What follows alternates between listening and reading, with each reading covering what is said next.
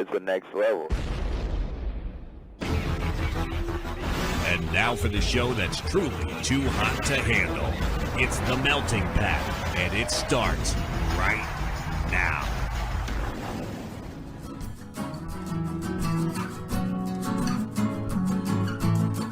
You're listening to The Melting Pat.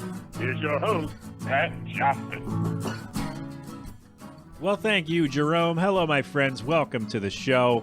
Oh my gosh, just took a drink, and that's not the best time to start recording. The Melting Pat, the Next Level Network. Oh my goodness. Happy New Year, my friends. Thank you for the feedback, and whoever suggested that I do a best of the year, because last week I didn't think I was going to do it, and then last week I had no energy to do a show, and thankfully that was in the chamber, so yeah, I hope you enjoyed it. I may throw in some December stuff. I have a couple of vacation episodes coming this year that I will need stuff for, I guess. Maybe we'll do a mailbag again.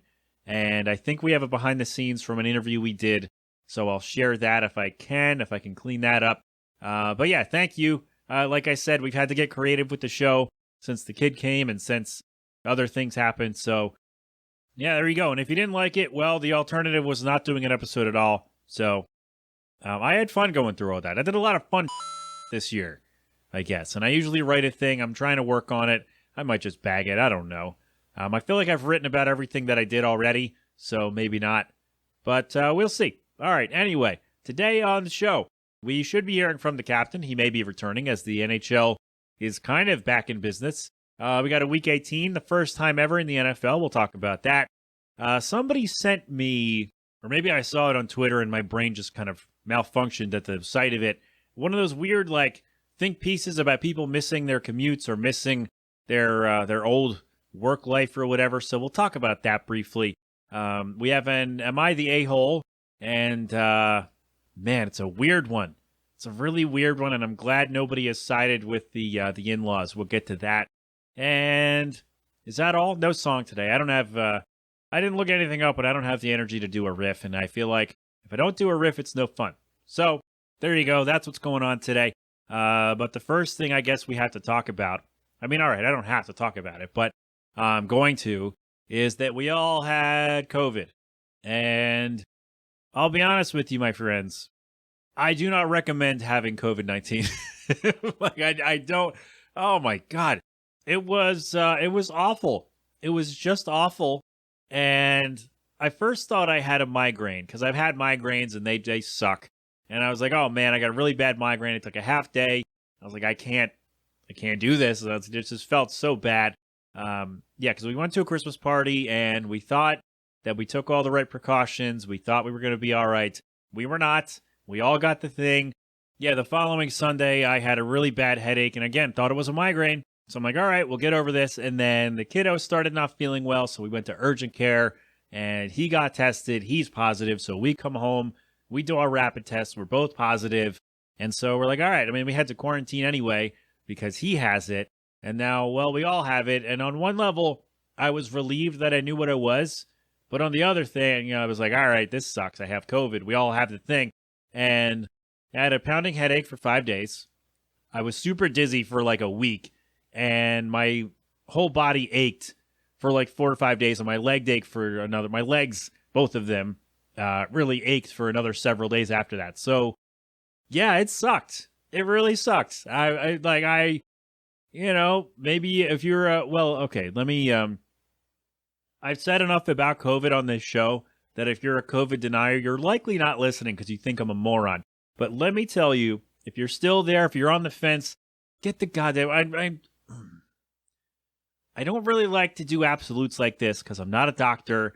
I'm not your dad. I can't tell you what to do. However, I don't want you going through what we went through. Especially because it was one of the scariest moments of my life when the doctor said, hey, your son has COVID. And it's like, now what do we do? I don't want anybody to go through what we did. Get the shot, okay? Get the shot, get boosted, wear your mask. Just, again, I don't want to tell you what to do. I'm not a doctor. I'm not, whatever. But I don't want you to have to deal with this. I really don't, because it sucked. It was awful. And I don't want you to have to do it. So if at all possible, I know there are medical reasons why you can't, but if you can get the thing, go get the thing and keep wearing a mask because this is not over. I know everybody, they reduced the quarantine time because they want to get people back to work for some reason. You know what? Let me just say this. I've said this before on the show.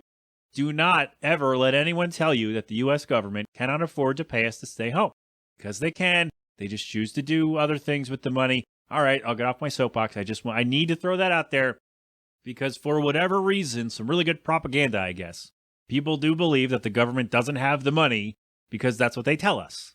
But they really do. And this could have been over months ago. But anyway, if you're not feeling well, stay home. Well, try to get tested, I guess. But if you're not feeling well, stay home. If you have to go somewhere, if you got to go to work, wear a mask. Try to stay away from people. I'm not trying to, drink the Kool-Aid or whatever, or share it with you, whatever the hell people say. But I just don't want you to have to go through what we did because it sucked. It was really bad. All right, we got real. Let's talk about something fun. Can we? Wait, is there anything else I have to tell you? Yes, having COVID sucks. There. It was really bad. It was I don't know that I've ever felt worse in my life. And I had walking pneumonia when I was like 7 years old. It was very similar. Like my whole body ached and I was exhausted. And I'm grateful that I was vaccinated because I don't know how much worse it would have been if I wasn't. So yeah, it sucks. And if you can avoid it, do that, obviously. All right. So now, Jesus, can we talk about something fun? All right. Again, thank you for checking in. Or if you didn't, that's fine too. I know you're busy. Maybe now you will. Oh my God, are you all right? We're on the mend.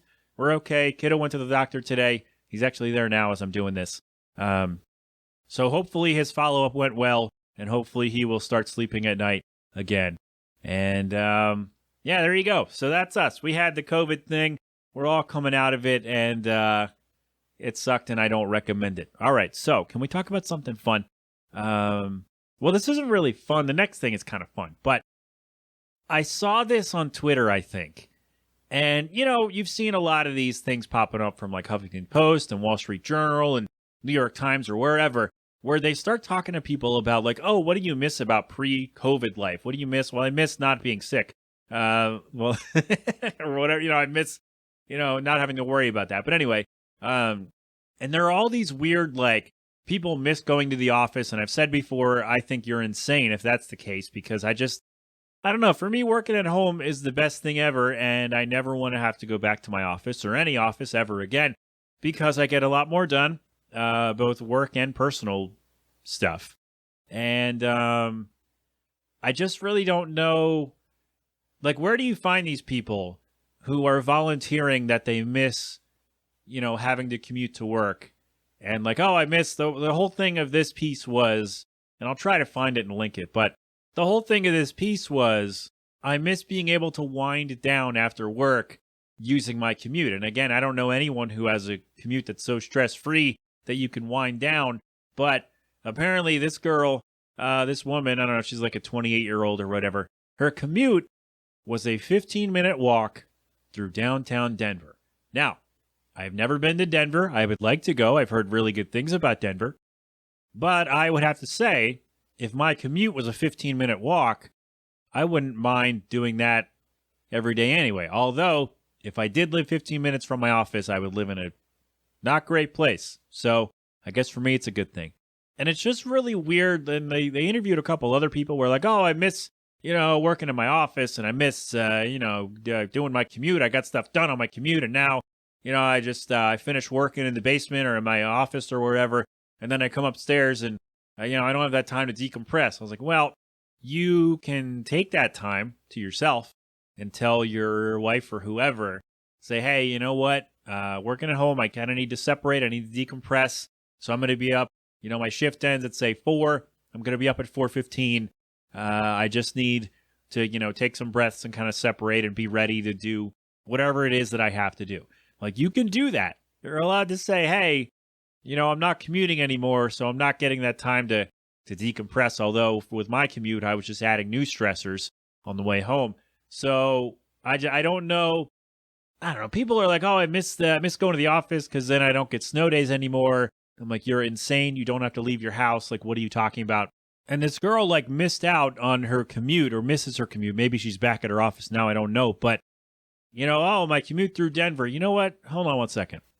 All right. So it was on the Wall Street Journal.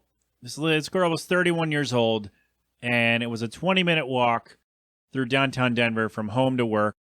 And she's a content marketer. I don't know what the hell that means, but let's see. So for those 20 minutes, she was unavailable on email. Well, you could be unavailable on email at any time. Just don't answer and, turn your thing off, turn your ringer off. That just didn't make any sense. And I'm going to read this to you. It's from, again, Wall Street Journal. She used to walk home from her office in downtown Denver every day. For those 20 minutes, the 31-year-old content marketer was unavailable on email. Often, she'd put on headphones and pull up music or a podcast. I don't know what podcast you're listening to in 20 minutes. Certainly not this show. To ensure her mind didn't wander to thoughts of deadlines. And when the pandemic took hold, her commute shrank to the distance between her home office and the sofa, and I only took that screenshot because my brain malfunctioned when I read that, because I don't know. It was a thing about how TV has replaced someone's commute for a wind down after work, and I'm just like, you can still do, you can take 10, 15 minutes to yourself and say, hey, listen, I got to wind down here after work because now I'm missing that time. But also, I don't know who else's commute is like a walk in the park, maybe literally for this girl. That didn't make any sense to me, where it was like, oh, I used to be able to wind down on my way home, and now I can't because now I go from my sofa to my basement or whatever. And I don't know if this woman has children or if she's married or what, but what the hell, man? No. What kind of a psycho is sitting there? And maybe that's too mean, but how are you going to sit there and say, oh, I miss my commute. What do you miss? Do you miss having to dodge people on the way home? Do you miss having to walk home in the rain or the snow when it's freezing or sweating your off, right? Do you miss, if you got to take the train and the bus and stuff like I did, something breaks down, you got to sit there for a half hour and just wait because there's no other way to get home without spending too much money? Is that what you miss? I don't understand this whole oh, I miss being in the office, and I miss my coworkers, and I miss my commute, my time to wind down. Who the hell has a commute that really lets you wind down? Because you have to worry about so many other things, even if it's just a walk. You have to worry about so many other things on your way home. There's no way to really decompress. Where do they find these goddamn people? But anyway, yeah, no, I don't miss my commute. No, I don't miss my office. No, I can talk to my coworkers whenever the hell I want. No, I don't miss them. Get the out of here. No. God, you people are insane. They're like, oh, I need to get back to the office. All right, well then go. You go back to the office. I'm never going back if I can help it. People ask me all the time, when are you going to go back? And I say, if it's up to me, never. And we just kind of signed a new agreement. So as I'm sitting here now, I'm teleworking through June 30th. So hopefully, the fact that we had to sign a new form tells me this is more of a permanent solution than it was for the last year and a half. So, or 2 years almost. So that makes me very happy because I hated commuting and my office sucked. So I'm loving doing this, and I don't understand, even if it's just a 15-minute walk, how the hell do you miss having to get up and leave the house and go to and from work? Never understood it. We'll never get it. I'm going to see more of those pieces now because I just searched for it on my Twitter, and I'm talking about it now. So, yeah, I don't understand it. Tell you what, let me know everywhere at the Melting Pat, if you miss your commute or if you miss your office life, I want you to tell me. You can do it anonymously through the website if you want. I need to know why and how. My brain just cannot wrap around the fact that 2 years into this, that you still miss, traveling to work and sitting in an office for 7 and 8 hours a day. I need to know, what specifically do you miss about office life, about commuting, about all that stuff? So let me know everywhere at the Melting Pat. Again, you could do it through the website or send me a text or leave me a voicemail, 209-209-867-7638. Let me know. I want to know. I need to know. My brain needs this. I need to hear this, okay? All right. Jesus. Speaking of things that make my brain go, yeah, what the? Oh, that's going to be fun. So we've been doing these Am I the A-hole things from Reddit, and I saw this one a couple of weeks ago, and I decided, let me put this one in the old chamber, and let's see what we can get out of this. So, man, this is a weird one. Am I the a-hole for not wanting my father-in-law at my honeymoon? My husband and I took a month-long honeymoon, nice, to the Cancun area where my husband's parents own a home. While staying in the family home, we heard a knock at the front door, and opening it, I saw my father-in-law, who said, "Surprise!" My husband is a very non-confrontational and respectful son, so he did not share his feelings on the situation with his father. However, I felt the need to share my opinion, so after spending approximately 24 hours with the father-in-law in Cancun, I told my husband that I would like to move our honeymoon to an Airbnb, which we were planning to do in a couple days anyway. My husband agreed and we left. But I have since had both my father-in-law and my mother-in-law bring up my rudeness in the situation and tell me I am far too sensitive. In response, I explained that I believe it's inappropriate to show up to someone else's honeymoon unannounced, regardless of whether you own the property or how long the honeymoon is. There are two main arguments. I actually find it worse that he owns the property, since I felt I could not say no. I should add, this is not the first time that I have felt my in-laws have acted oblivious to what I believe are very basic boundaries. Nor is it the first time they have told me that I am much too sensitive and cause drama. Please tell me, am I the a-hole? Right off the bat, no. This is insane. Like, these people are insane. Your in-laws are insane. And you are in no way the a-hole. But, I'll get to mine, I guess, more in a second. But let me hear. Let's see. What do we got here? Taylor says, absolutely not. That is too much. Yeah, that is, come on. What are you doing? Don't do that. Ben, come on, Ben. You listen to the show. You know I can't read. God damn it. I have COVID, too. Come on, Ben. I'm messing with you. Ben says, I feel like there are a few people to blame in this situation, but the new bride is not one of them. I think she is right. The fact that it is their honeymoon should have been more than enough reason for the groom's parents to stay away from the home for a little bit. Granted, they knocked first, even though they own the property. They shouldn't have shown up in the first place. So yes, the father-in-law is the in this situation. However, the groom is also partly to blame. It shouldn't have been up to the wife to confront the in-laws in this situation. He should have stepped up and confronted his own parents himself. If he didn't see an issue with his parents intruding on what is supposed to be a private time of celebration, between a newly married couple, well, then maybe this marriage isn't going to last very long. Yeah, this is insane. I don't care who owns the house. That is, don't do that. Don't show up to somebody's honeymoon unannounced, uninvited. It's a honeymoon. It's not like, oh, we're on vacation and like we're going to have a fun party, I guess, and we're going to, like, it'll be fine if we have these people. No, it's their honeymoon. They just got married and they're going to celebrate by so don't barge in and just spend the day there. That's insane. Oh my God.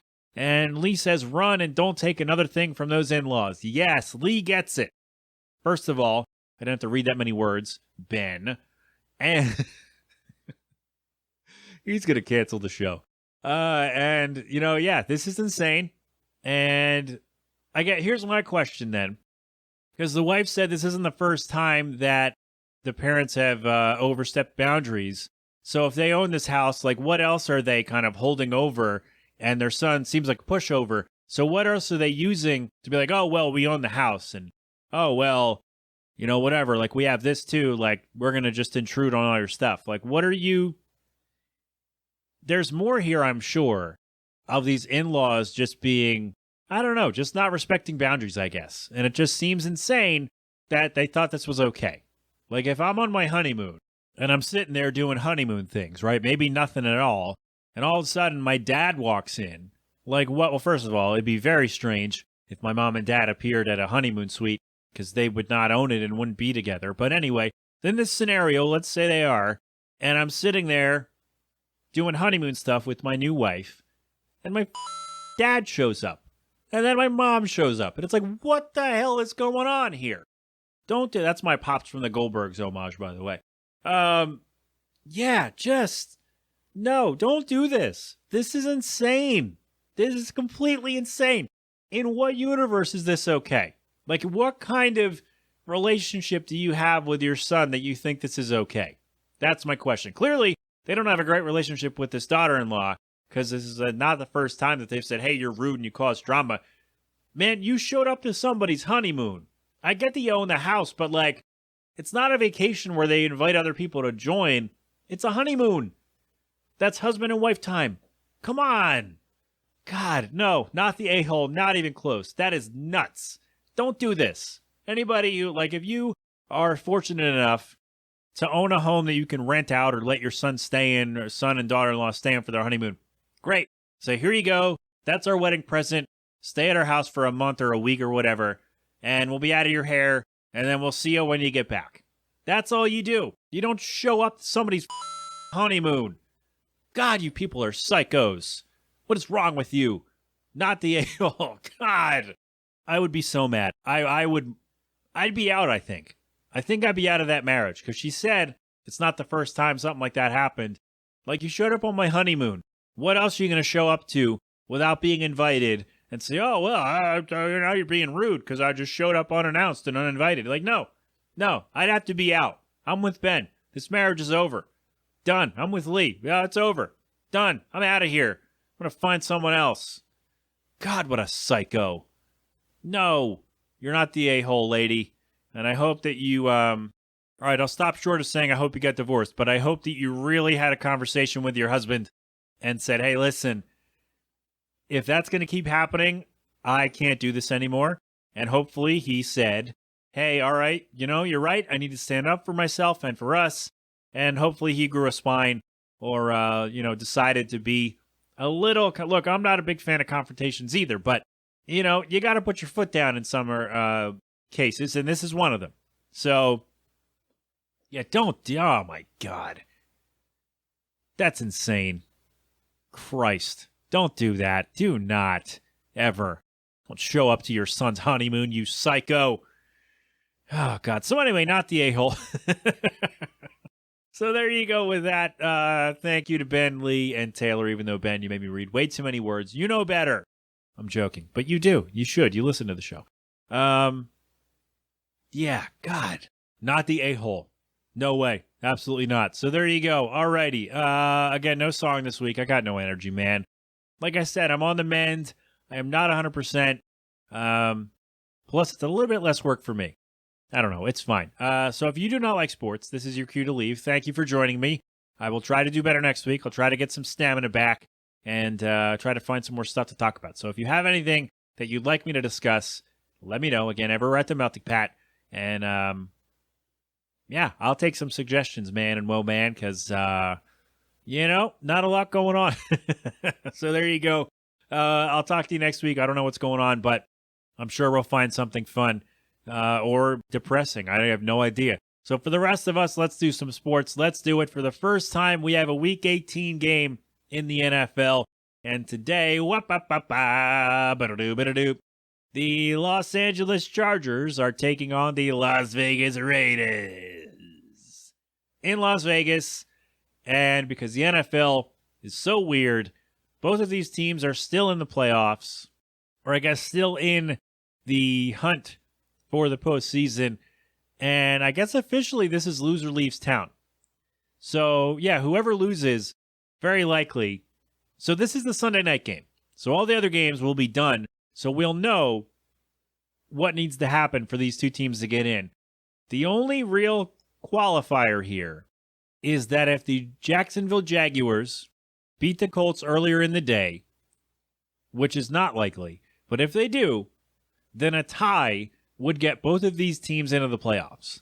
So I don't want to work on that being the scenario because that's too much. But again, that's the only way this is not a loser leaves town match is if Jacksonville wins over Indianapolis earlier in the day. I find that very unlikely, but stranger things have happened. So let's work on the fact that the loser does not make the playoffs between the Chargers and the Raiders. And it's really weird because the Chargers are good enough. Like, they're a talented enough team to be in the playoffs already. They have the skill players to get it done. They really do on both sides of the ball. But for whatever reason, I was talking to Phil about this the other day. For whatever reason, they just can never close out games. Like, they can't finish out games, much like the Ravens. Ugh. What a rough year. And they can never put together like 2-3 good weeks in a row. So that's why they're in this spot. And I don't know what it's going to take for them to finally put something together. Because if they make the playoffs, they're not making a run because they're not consistent enough. But it's weird because they're talented enough to be a playoff team. It's just really, oh my God, the NFL's so weird this year. The Raiders, on the other hand, a lot of people considered them done, myself included, because they lost their coach to a racist email scandal and their star wide receiver to his off-field incident, and they're still hanging around. They could still make the playoffs on the last day of the year, and that makes no sense to me because I don't think Derek Carr's very good. Darren Waller, their tight end, who's a foot taller than everybody else on the field, has been out for like a month and a half, and I don't know if he's going to be back for this game. They're running backs. I don't know what's going on. So, like, the Raiders are the opposite of the Chargers for me, where I don't think they're good enough to be a playoff team, and yet here they are, and I have a weird feeling that they can win this game and make the playoffs and, like, maybe win the first game, like, win the wild card game.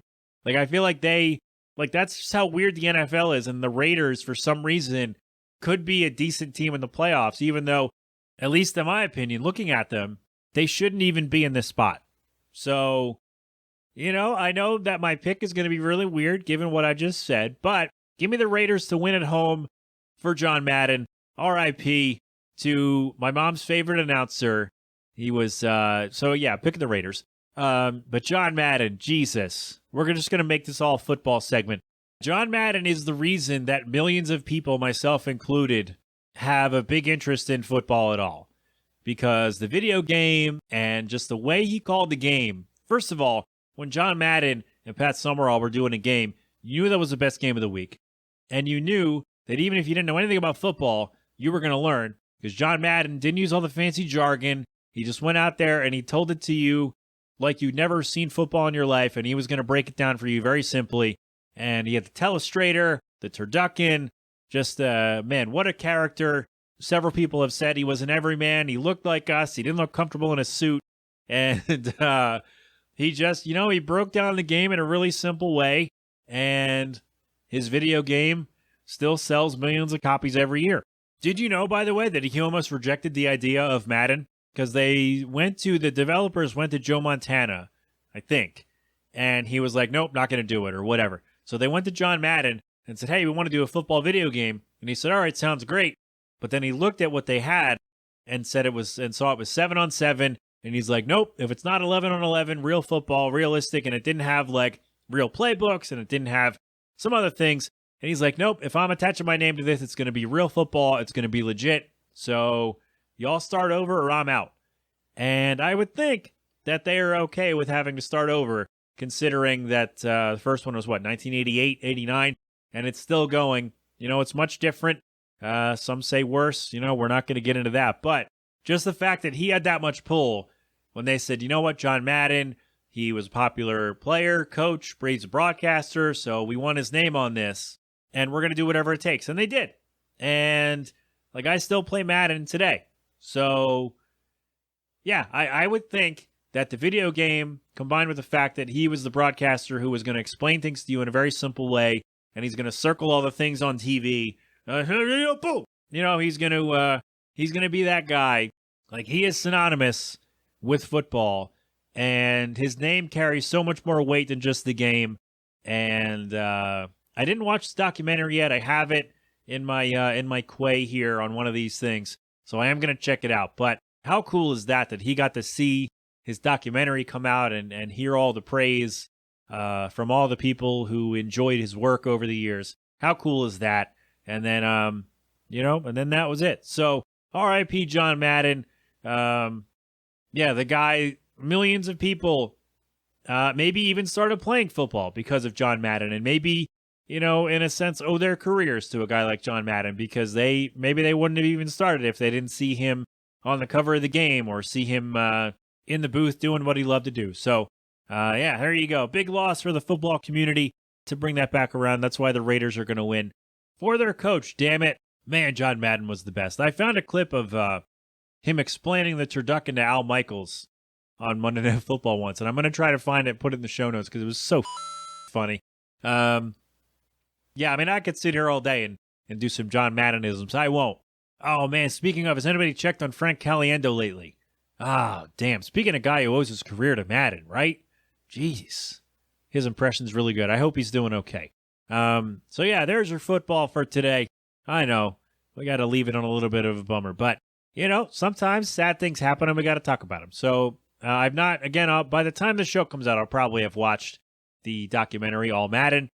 So I'll know how good it was by the time you hear this, I think. So there you go. There's your football. There's all the stuff that I had to tell you for today. And we are going to hopefully turn it over to the captain. We gave him a couple of weeks off because I had to record early, and it turns out didn't really record a show at all last week. So, so we gave the captain a vacation, but hopefully now he'll be back to tell us all about what is going on with the Fly Guys. So good, sir. The floor is yours. Take it away. Starting up a sports league? Need some great activities for an upcoming party? Sounds like you could use some balls.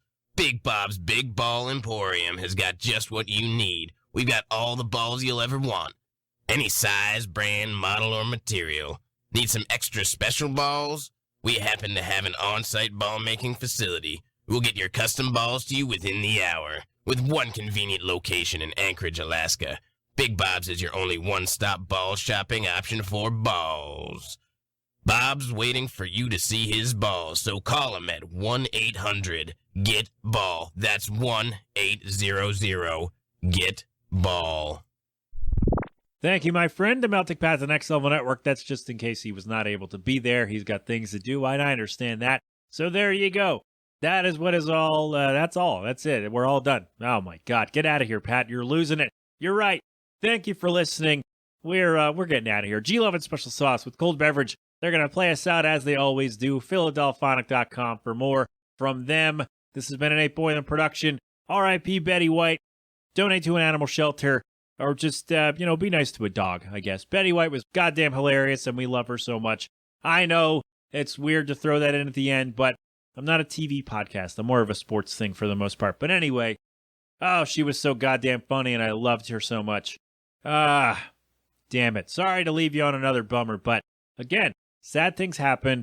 Just remember how funny she was and turn on the TV and watch Golden Girls. All right? So do that. Can we? Yes. Great. Awesome. Thanks to those of you who weighed in on the question. No, new wife, you are not an a-hole for being mad at your father-in-law for intruding on your honeymoon. What a psycho. If you missed your commute, I would like to know why and how. I need specific details. Thank you very much. And again, 0 out of 10. Do not recommend having COVID. And so there you go. Enjoy the football. Enjoy the things. Enjoy whatever you have going on. And, of course, be safe. Don't be stupid. Thank a veteran. Wash your hands. Wear your mask. Get vaccinated when you can. And, yeah, we're good. Don't do anything I wouldn't do. You've been inside the Melting Pat on the Next Level Network. Thank you so much for listening. Go crap open a cold one.